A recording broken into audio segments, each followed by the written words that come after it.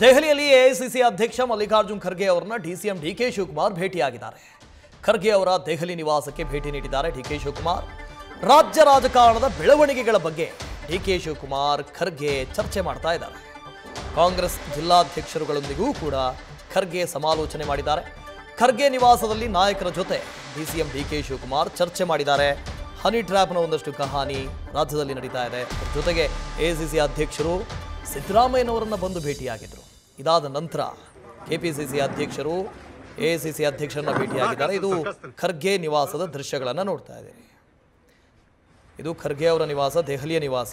AICC ಅಧ್ಯಕ್ಷರು ಇನ್ನೂ ಕೂಡ ಬಂದಿಲ್ಲ, ಇವಾಗ ಬರ್ತಾರೆ, ಆ ಮೀಟಿಂಗ್ ಜಾಯ್ನ್ ಆಗ್ತಾರೆ. ಒಂದು ಕಡೆ ಕೆಪಿಸಿಸಿ ಅಧ್ಯಕ್ಷರನ್ನು ನೋಡ್ತಾ ಇದ್ದೀರಿ, ಜೊತೆಗೆ ಜಿಲ್ಲಾಧ್ಯಕ್ಷರುಗಳನ್ನು ಕೂಡ ಕಾಣ್ತಾ ಇದ್ದೀರಿ. ಇವರ ಜೊತೆಗೆ ಸಭೆ ಇದೆ, ಚರ್ಚೆ ಇದೆ. ಪಕ್ಷದ ಸಂಘಟನೆಯ ದೃಷ್ಟಿಯಿಂದ ಈ ಸಭೆ ಇದೆ. ಇದಾದ ನಂತರ ಕ್ಲೋಸ್ ಡೋರ್ ಮೀಟಿಂಗ್ ಏನಾದರೂ ಆಗುತ್ತಾ, ಅದು ಇಂಪಾರ್ಟೆಂಟ್. ಯಾಕಂದರೆ ರಾಜ್ಯದಲ್ಲಿ ಹನಿ ಟ್ರ್ಯಾಪ್ ಪ್ರಕರಣಕ್ಕೆ ಸಂಬಂಧಪಟ್ಟ ಹಾಗೆ ಭಾಳಷ್ಟು ವಿದ್ಯಮಾನಗಳು ನಡೀತಾ ಇದೆ. ಜೊತೆಗೆ MLC ರಾಜಣ್ಣ ಅವರ ಮಗ ರಾಜೇಂದ್ರ ಅವ್ರ ಮೇಲೆ ಕೊಲೆ ಯತ್ನ ಆಗಿದೆ ಅಂತ ಕೂಡ ಹೇಳಿದ್ದಾರೆ. ಎಲ್ಲ ಕಾನ್ಸ್ಪಿರಸಿಗಳು ನಡೀತಾ ಇದ್ದಾವೆ. ಇದರ ಜೊತೆಗೆ ಎಐಸಿಸಿ ಅಧ್ಯಕ್ಷರ ಜೊತೆಗೆ ಮೀಟಿಂಗ್ ಕೆಪಿಸಿಸಿ ಅಧ್ಯಕ್ಷರದ್ದು. ನಾರಾಯಣಸ್ವಾಮಿ ಅವರು ಹೇಳಿದ್ದಾರೆ, ಇನ್ನ ಕೆಲವೇ ದಿವಸಗಳಲ್ಲಿ, ಒಂದು ವಾರದಲ್ಲಿ ಇಬ್ರು ಶಾಸಕರನ್ನ ಉಚ್ಚಾಟನೆ ಮಾಡಲಾಗುತ್ತೆ. ಶಿವರಾಮ್ ಹೆಬ್ಬಾರ್ ಮತ್ತೆ ಸೋಮಶೇಖರ್ ಅವ್ರನ್ನ ಉಚ್ಚಾಟನೆ ಮಾಡುತ್ತೆ ಹೈಕಮಾಂಡ್ ಅನ್ನುವಂಥದ್ದು ಹೇಳಿದ್ದಾರೆ. ನನಗೆ ಅವ್ರ ಪಕ್ಷದ ವಿಚಾರ ನನಗೆ ಅವಶ್ಯಕತೆ ಇಲ್ಲ. ಚರ್ಚೆ ಅವ್ರ ಪಾರ್ಟಿಯವರು ಯಾರು ಏನ್ ಬೇಕಾದ್ರೂ ಮಾಡ್ಕೊಂಡು ಹೋಗಿ, ನನಗೆ ಅದಕ್ಕೆ ಸಂಬಂಧ ಇಲ್ಲ. ನಾನು ಯಾಕೆ ಅವ್ರ ಪಾರ್ಟಿ ಸ್ಪೋಕ್ಸ್ಮನ್ ಆಗಲಿ?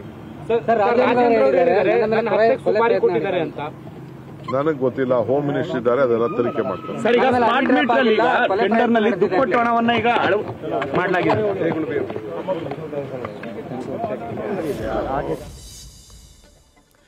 ಸಭೆಯ ಬಳಿಕ ಡಿಕೆ ಶಿವಕುಮಾರ್ ಅವರು ಮಾತಾಡಿದ್ರು. ಅವರ ಮಾತುಗಳನ್ನು ಕೇಳಿಸ್ಕೊಂಡ್ರಿ. ರಾಜ್ಯದಲ್ಲಿ ಒಂದಷ್ಟು ವಿದ್ಯಮಾನಗಳು ನಡೀತಾ ಇದೆ. ಜೊತೆಗೆ ಬಿಜೆಪಿಯಲ್ಲಿ ಆದಂಥ ವಿದ್ಯಮಾನಗಳು, ಯತ್ನಾಳ್ ಅವರನ್ನು ಉಚ್ಚಾಟನೆ ಮಾಡಿದ್ದು, ಶಿವರಾಮ್ ಹೆಬ್ಬಾರ್, ST ಸೋಮಶೇಖರ್ ಇವರನ್ನು ಕೂಡ ಉಚ್ಚಾಟನೆ ಮಾಡಬಹುದಾ ಅನ್ನೋ ಪ್ರಶ್ನೆಗೆ ಅವರು ಆಂತರಿಕ ವಿಚಾರ, ಬಿಜೆಪಿಯ ಆಂತರಿಕ ವಿಚಾರ, ನಾನು ಹೇಳೋದಿಲ್ಲ ಅಂತ ಹೇಳಿದರು. ನ್ಯೂಸ್ ಫಸ್ಟ್, ನಿರ್ಭೀತಿಯಿಂದ ನಿಮ್ಮ ಪರವಾಗಿ.